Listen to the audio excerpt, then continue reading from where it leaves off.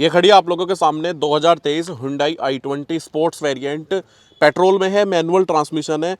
आज इस गाड़ी को ओनर से प्रीव्यू करने वाले हैं। ओनर से पूछेंगे कि उन्होंने ये गाड़ी क्यों खरीदी, कौन कौन सी गाड़ियां देखी, इससे पहले कौन सी गाड़ी चला रहे थे और अब यही गाड़ी क्यों खरीदी, किस अमाउंट में इनको मिली है, कितना माइलेज दे रही है, क्या इस गाड़ी के पॉजिटिव हैं, क्या नेगेटिव हैं, सारी बात जानने की कोशिश करेंगे।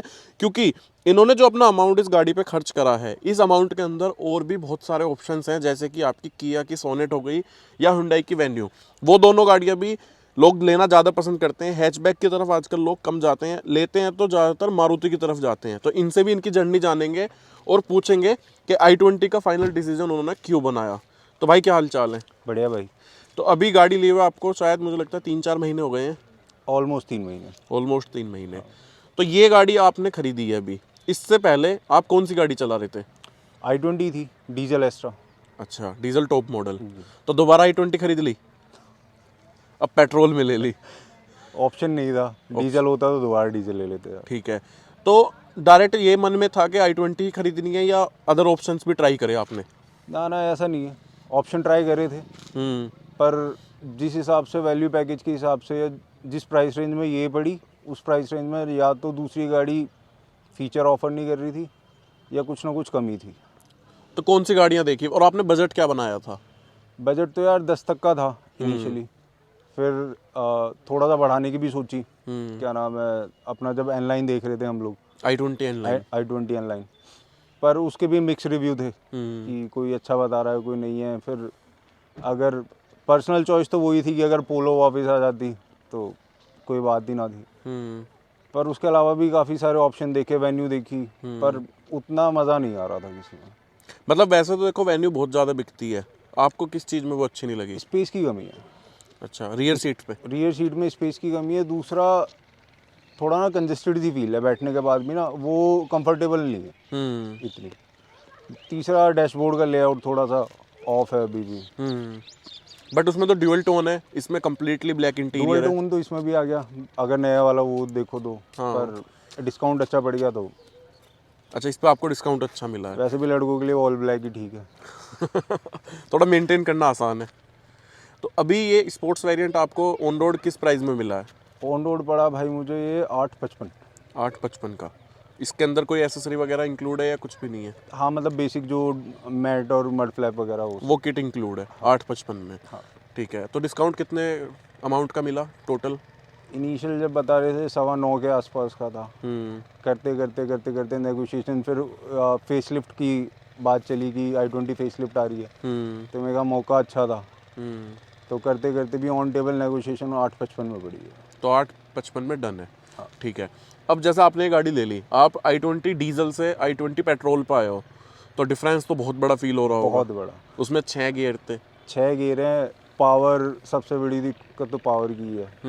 मतलब अगर मारुति की कोई स्विफ्ट चलाओ या बलेनो चलाओ तो उनमें भी ना दूसरे तीसरे गियर में लगती है कि गाड़ी खींच रही है जब खींचो।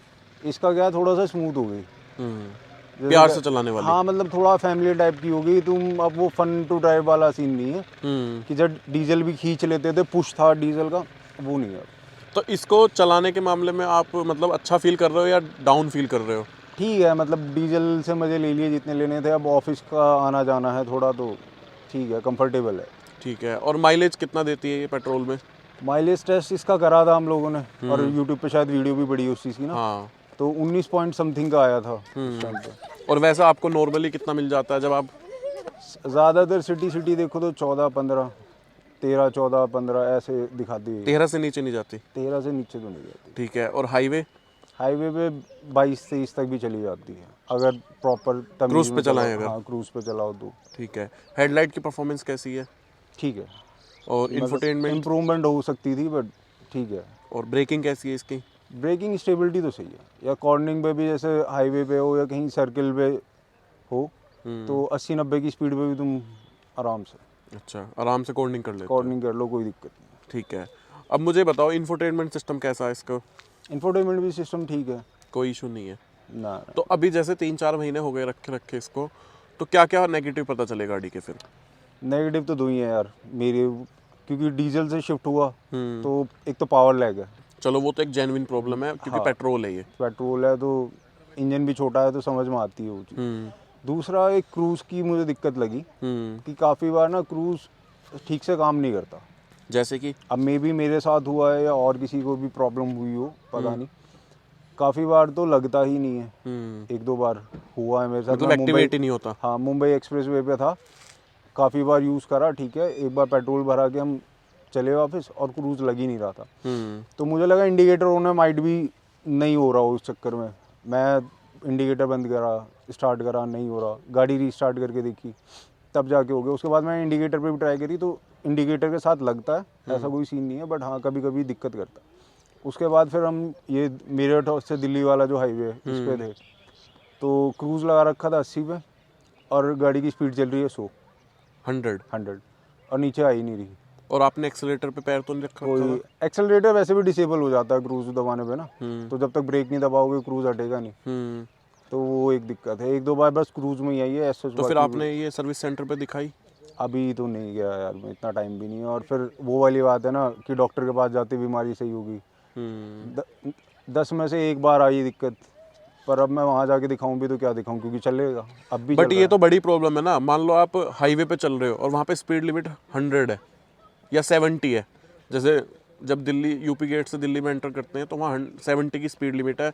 आप गाड़ी भूल गए 65 पे लगा के और गाड़ी अपने आप ही 80 चली गई उस दौरान, तो आपका चालान हाँ, होगा। मतलब क्रूज़ के साथ तो वैसे भी तुम्हें थोड़ा सा फोकस रखना पड़ेगा ना, क्योंकि गाड़ी पे करने को तो कुछ है नहीं तुम्हारे पास। क्रूज़ लगा दिया, चल रही है, बट थोड़ा सा फिर वो नींद वाला चक्कर है कि यार बोरिंग सा हो जाता है, करने को कुछ नहीं है, तो अवॉइड ही करते हैं मैं तो यार। अच्छा, मतलब क्रूज़ का ये हो गया कि शौक हो गया पूरा, अब अपना नॉर्मल चलाते हो। शुरुआत में ठीक है कि एक दो बार ठीक है कभी, हाँ दिल्ली मुंबई जैसे हाईवे पे तो ठीक है, हाँ, जो काम लंबे हाईवे करता है। हैं। हाँ, बस फ़ायदा मुझे क्रूज़ का ये लगा कि अगर क्रूज़ से स्पीड बढ़ाओ तो जल्दी बढ़ जाती गाड़ी, मतलब पिकअप अच्छा ले लेती क्रूज़ के थ्रू, ठीक है। रादर देन तुम वैसे एक्सेलरेट करो, उसमें इतना तेज़ नहीं पकड़ती। अगर मैं सपोज़ कर मैं 80-90 पे चल रहा हूँ, मैं क्रूज़ लगा दिया और 130-140 कर दिया एक बार को, तो जो एक्सेलरेशन क्रूज़ के थ्रू पकड़ेगी और नॉर्मल, उसमें फ़र्क है। तो कंफर्ट में क्या लग रहा है? कंफर्ट में ठीक है। जो पुरानी i20 थी और अब ये नई i20 है, दोनों में क्या डिफरेंस है इंटीरियर कंफर्ट में या सस्पेंशन वगैरह? सस्पेंशन तो इसके बेटर है अच्छा। और कंफर्ट भी इसमें ठीक है, बट पुरानी में क्या था, जैसे मैं डीजल चला रहा था तो उसमें वेट था, वेट के साथ पावर भी थी, तो स्टेबिलिटी और ज़्यादा फील होती थी, गाड़ी और भी ज़्यादा चिपक के चलती और भी ज़्यादा चिपक के चलती थी, थोड़ा सा हैवीनेस सी फील होती थी। अब थोड़ा लाइट हो गया। तो और बिल्ड क्वालिटी उसकी ज़्यादा अच्छी थी या इसकी ज़्यादा अच्छी है? बिल्ड क्वालिटी तो पहले ही ठीक थी यार, पहली अब वाली तो की थोड़ा ज़्यादा सा, हाँ, जब से वेट कट ऑफ करा है तो चीज़ें तो कम होंगी यार। पैनल्स की क्वालिटी कम हुई है पहले से। ठीक है। अब मुझे ये बताओ, जैसे ना ये स्पोर्ट्स वेरिएंट है, अब स्पोर्ट्स वेरिएंट में इन्होंने पहले अलॉयज़ आते थे, फिर अब अलॉयज़ हटा दिए इन्होंने, वो एक ड्रॉबैक है ना? कि मतलब हम एक अपर वेरिएंट की तरफ भी जा रहे हैं लेकिन फिर भी चीज़ें उतनी नहीं मिल रही है, एलईडी हेडलाइट्स भी नहीं मिल रही हैं, तो लगता है आपको फिर भी ये वैल्यू फॉर मनी है? अगर कंपैरेटिवली और ब्रांड के थ्रू देखूं, जैसे अपना महिंद्रा के एग्जांपल ले लो, XUV 300 भी देखी थी, पर उसमें भी इतनी सारी चीज़ें नहीं मिल रही थी, वो तो बिल्कुल ही बेसिक चीज़ें आ रही हैं। हाँ, उसकी कॉस्ट तो खैर इससे काफ़ी ज़्यादा है। काफ़ी ज़्यादा भी है और फिर नहीं है उस हिसाब से तो ठीक है, बट हाँ कहीं ना कहीं कॉस्ट कटिंग तो हो ही रही है। ठीक है। और इसके कंपटीशन में बलिनो है, अब तो फ्रोंक्स भी आ गई, तो वो नहीं देखी आपने? यार मारुति पे जाने का मन ही नहीं था। क्यों? एक तो आफ्टर सेल सर्विस भी थोड़ा, और बिल्ड क्वालिटी को लेकर भी इशू था मारुति की, और हुंडई के साथ क्या है कि पहले से ही हम लोग जुड़े हुए हैं, आफ्टर सेल सर्विस भी सही है, मतलब ये था स्टाफ कि भी जाना ठीक तो है। हुंडई में ही था। हाँ, मतलब ऐसा नहीं था, दूसरा अगर जाता तो फिर वो ये था वर्टस वगैरह देखते फिर। अच्छा, फिर मतलब VW। हाँ, फिर सीधा VW, उसके अलावा कोई ना। तो अभी जैसे मान लो किसी का बजट है 7-8 लाख रुपए का या 9 लाख रुपए तक का, क्या सजेस्ट करोगे? i20 कोई ले या ना ले, और ले तो क्या सोच के ले? यार डिपेंड करता है कि भाई गाड़ी चाहिए कैसी। अगर तुम्हें एवरेज ही चाहिए तो फिर मारुति भी भाई अच्छा ऑप्शन है, नो डाउट। फ्रोंक्स ले लो, चाहे कोई भी ले लो, ब्रेजा ले लो, ब्रेजा भी अगर नॉर्मल चलाओ तो ठीक ही एवरेज दे रही है। अब तो CNG के भी ऑप्शन आ रहे हैं उसमें, बट अगर ऐसा है कि थोड़ा सा फीचर भी चाहिए और सारी चीज़ें चाहिए, लुक भी चाहिए, तो अब भी अच्छा ऑप्शन है i20 यार, नो डाउट। मुझे तो लगता है कि इसका मैग्ना वेरिएंट है, अब उसमें फेसलिफ्ट में 6 एयरबैग भी आते हैं। 6 एयरबैग भी हैं, बट मेरे ख्याल से अब थोड़ा सा प्राइस इंक्रीज हो गया। हाँ, प्राइस इंक्रीज हुआ है लेकिन अभी भी इतना ज़्यादा इंक्रीज नहीं हुआ है। जिस प्राइस में आपने ये लिया है उससे थोड़े से कम प्राइस में मैग्ना आ जाती है। 6 एयरबैग है, डिजिटल इंस्ट्रूमेंट क्लस्टर, चारों headrest, arm rest, centre locking, मतलब सब कुछ मिलता है। थोड़ी सी ये चीज़ थी कि जब फेसलिफ्ट आया तो फेसलिफ्ट में एक तो हेडलाइट वगैरह और ट्रैक्शन कंट्रोल ये सारी चीज़ें थी, पर ठीक है, इतना मतलब वर्थ नहीं लगा हाँ मुझे मतलब वो देख के चीज़। बाहर से नहीं पता चल रहा कि ये हाँ, फेस लिफ्ट है। कि अगर नया पता करूं तो 9:30 9:45 के आसपास का जा रहा था वो, जो अभी उन्होंने ऑन रोड प्राइस दिए थे, नेगोशिएशन ऑन टेबल ही होती इतना नहीं, पर उस हिसाब से देखूं तो 1 लाख का फ़र्क आ रहा था, 1 लाख जस्टिफाई थे ही नहीं वो। हाँ 1 लाख का तो आराम से पेट्रोल फूको, है ना, पेट्रोल जलाओ। तो मतलब आपके हिसाब से गाड़ी ठीक है, बस ये क्रूज का एक इशू है। बस और और भी कोई- कभी कभी है, अब माइट भी मेरे साथ ही है, सबके साथ है, वो तो टाइम बताएगा। तो दोस्तों ये एक छोटा सा ओनरशिप रिव्यू था, क्योंकि गाड़ी अभी जो है वो मुश्किल से 3000 किलोमीटर चली है। इस रिव्यू को आप इस तरीके से ले सकते हैं कि इस टाइम पर अगर आप गाड़ी प्लान कर रहे हैं तो इसी बजट में जो आपकी ग्रैंड i10 न्यूज़ है वो भी आती है, स्विफ्ट भी आती है, बलिनो भी आती है, फ्रोंक्स भी कहीं ना कहीं आई जाती है इसमें, चाहे बेस मॉडल ही क्यों ना आए। तो आप यहाँ पे देख सकते हैं ये गाड़ी ना थोड़ी छुपी हुई सी हो गई है आज के टाइम पे। i20 जो है इसकी तरफ को लोग ध्यान नहीं दे रहे, बल्कि मुझे तो i20 का जो मैग्ना वेरिएंट है वो बहुत ज़्यादा वैल्यू फॉर मनी लगता है। अगर किसी का मन है ना वैगन CNG लेने का, तो वो वैगन CNG रिजेक्ट कर दो, वो i20 मैग्ना उठा लो, क्योंकि आफ्टर मार्केट आपको कुछ भी कराने की जरूरत नहीं है उसमें। अगर आपको इंफोटेनमेंट सिस्टम मिल रहा है, डिजिटल क्लस्टर मिल रहा है, और क्या चाहिए। हाँ, और अगर आपको क्रूज वगैरह चाहिए या स्टाइलिश स्टील रिम्स चाहिए तो आप स्पोर्ट्स वेरिएंट की तरफ भी जा सकते हो। तो फिलहाल यही थी आज की वीडियो में इन्फॉर्मेशन। आपको होपफुली ये वीडियो पसंद आई होगी। अगर आप i20 का मैनुअल में tank to tank mileage test देखना चाहते हैं तो डिस्क्रिप्शन बॉक्स में मैं आपको लिंक दे दूंगा, आप जाके देख सकते हैं। बाकी मिलते हैं आपसे किसी और वीडियो में। वीडियो लास्ट तक देखने के लिए थैंक यू सो मच।